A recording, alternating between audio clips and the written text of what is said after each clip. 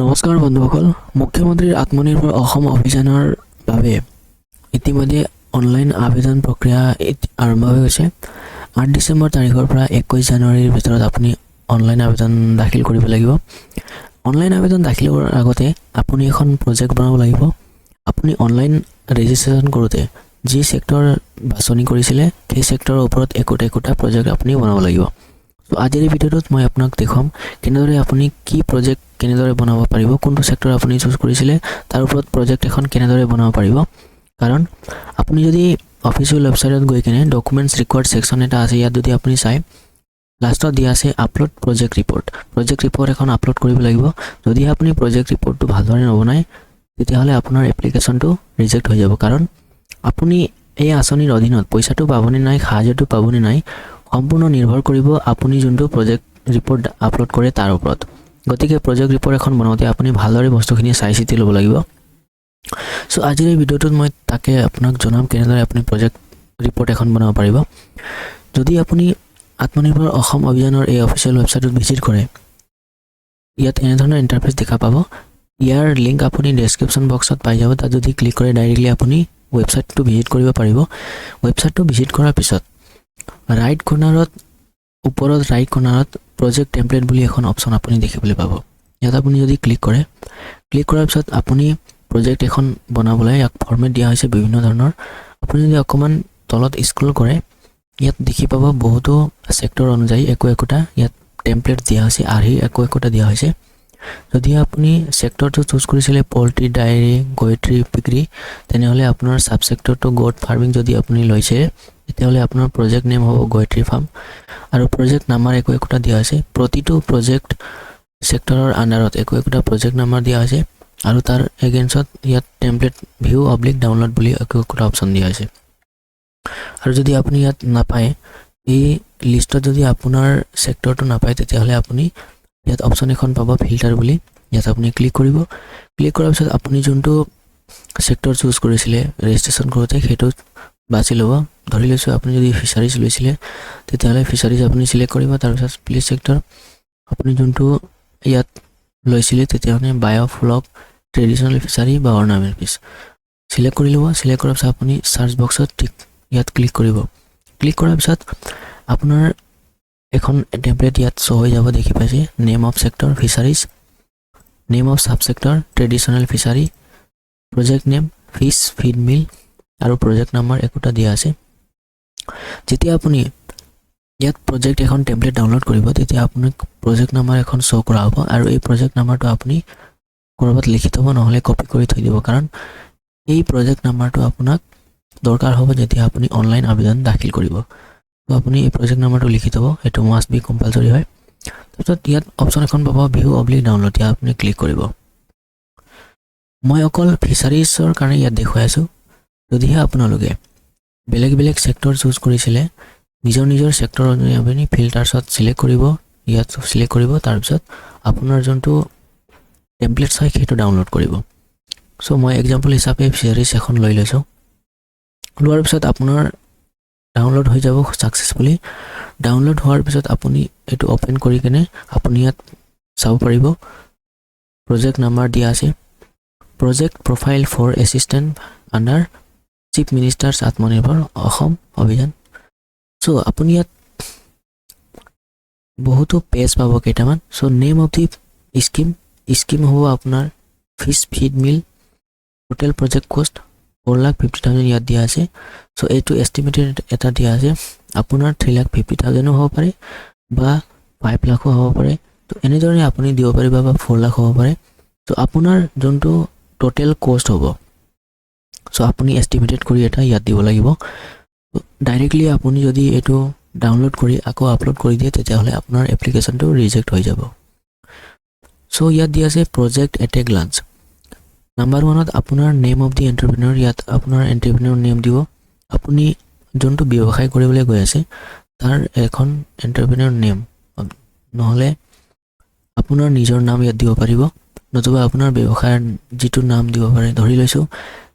MS Messrs কিবা brothers দিব বিচাৰিছে বা মেচাৰ্ছ আপোনাৰ নাম এণ্টাৰপ্ৰাইজ এনেকৈ দিব বিচাৰিছে, তেনেকৈ দিব পাৰে। অৰ্থাৎ আপুনি যিটো নাম দিব পাৰে এণ্টাৰপ্ৰেনিয়ৰ নাম দিব বিচাৰিছে সেইটো দিব পাৰিব কনষ্টিটিউশ্যন লিগেল ষ্টেটাছ এইটো ইণ্ডিভিজুৱেল হ'ব পাৰে যদি আপুনি অকলে কৰিব বিচাৰে আৰু যদি আপুনি পাৰ্টনাৰশ্বিপ হিচাপে কৰিব বিচাৰে তেতিয়াহ'লে ইয়াত পাৰ্টনাৰশ্বিপ দিব এনেদৰে দিব পাৰে তাৰপিছত 3 নম্বৰত ফাদাৰ্ছ স্পাউছ নেম আপুনি ফাদাৰ্ছ নেম দিব পাৰে বা নিজৰ স্পাউছৰ নেম হাজবেণ্ড বা ৱাইফৰ নাম দিব পাৰে 4 নম্বৰত কণ্টেক্ট ডিটেইলছত আপুনি নিজৰ district assembly block town village ward post office pin email ID mobile number এইবিলাক সকলো আপুনি ফিল আপ কৰিব লোকেশ্যন অফ দি ইউনিট আপুনি কোনটো লোকেশ্যনত নিজৰ ব্যৱসায়টো কৰিব গৈ আছে আপুনি যদি এখন পুখুৰী খান্দিব বিচাৰিছে ফিচাৰী কাটে তেতিয়াহ'লে আপুনি কোনটো লোকেশ্যনত পুখুৰীটো খান্দিব বিচাৰিছে সেই অনুযায়ী সেইটো পুখুৰীৰ লোকেশ্যনৰ ডিষ্ট্ৰিক্ট এছেম্বলি কনষ্টিটিউৱেঞ্চি অৰ্থাৎ আপোনাৰ বিধানসভা সমষ্টি পৰিব ব্লক টাউন দিব পাৰে ভিলেজ ৱাৰ্ড আপোনাৰ ৱাৰ্ড কি হ'ব পোষ্ট অফিচ পিন এইখিনি আপুনি দিব 6 নম্বৰত আপোনাৰ এক্সিষ্টিং বেংক ডিটেইলছ আপোনাৰ নিজৰ একাউণ্ট নম্বৰ দিব ইয়াত ব্ৰাঞ্চ বেংক আৰু ব্ৰাঞ্চ কি বেংক হয় ক'ৰ ব্ৰাঞ্চ হয় IFSC কোড দিব তাৰপিছত 7 প্ৰপ'জড এক্টিভিটি এইটো এনেকৈ থাকিব যোনটো আপুনি ছেক্টৰ চুজ কৰিব এইটো অট'মেটিকেলি আহি যায় যিহেতু এইটোৱে থাকিব দিব ইয়াত আপুনি চেঞ্জ কৰিব নালাগে কষ্ট অফ দি প্ৰজেক্ট 8 নম্বৰত দিয়া আছে কষ্ট অফ দি প্ৰজেক্ট আপুনি এই প্ৰজেক্ট কষ্টটো আপুনি এপ্ৰক্সিমেট ইয়াত দিয়া আছে 4,50,000 আপুনি এইটো চেঞ্জ কৰিব পাৰে আপুনি হয়তো 3 লাখ দিব পাৰে হয়তো 4 লাখ দিব পাৰে নতুবা 5 লাখ দিব পাৰে তো নিজৰ অনুযায়ী আপুনি এটা এষ্টিমেটেড বনাব লাগিব কিমান কষ্ট যাব প্ৰজেক্ট এখন বনাওঁতে অৰ্থাৎ পুখুৰী এখন খান্দোতে পুখুৰী খন্দাৰ পিছত তাত যি বস্তুখিনি লাগিব মাছৰ দানা মাছৰ সৰু পোনা এনেধৰণৰ আপুনি এখন প্ৰজেক্ট বনাব যে এষ্টিমেটেড কষ্ট এখন বনাব তো কিমান খৰচ হ'ব পাৰে সেইটো ইয়াত আপুনি লিখিব এইটো চেঞ্জ কৰিব পাৰে এপ্ৰক্সিমেট দিয়া আছে চ' 9 নম্বৰত দিয়া আছে মিনছ অফ ফাইনেন্সত আপোনাৰ গভৰ্ণমেণ্ট ছাবচিডি দিয়া আছে ইমান বেংক লোন ইমান টোটেল ইমান হ'ব চ' এনেদৰে আপুনি ইয়াত ফিল আপ কৰিব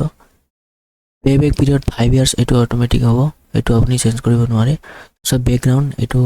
এনেদৰে দিয়া আছে গোটেইখিনি আপুনি ইন্ট্ৰডাকশ্যন এবাউট দ্য প্ৰজেক্ট তাৰপিছত এইবিলাক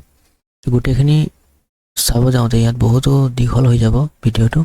চ' মেইন পইণ্টটো মই কৈ আছোঁ চ' 4 নম্বৰত দিয়া আছে marketing strategy to be fill by the applicant আপুনি নিজে ফিল আপ কৰিব লাগিব মাৰ্কেটিং ষ্ট্ৰেটেজি আপুনি কোনটো মাৰ্কেটত বস্তুটো মানে মাৰ্কেটিং কৰিব বিজনেছ অৰ্থাৎ বেচিব মাছটো চ' নেম অফ ডিষ্ট্ৰিক্ট আপুনি হোম ডিষ্ট্ৰিক্ট দিব পাৰে নিজৰ ডিষ্ট্ৰিক্টত যে চেল কৰিব বিচাৰিছে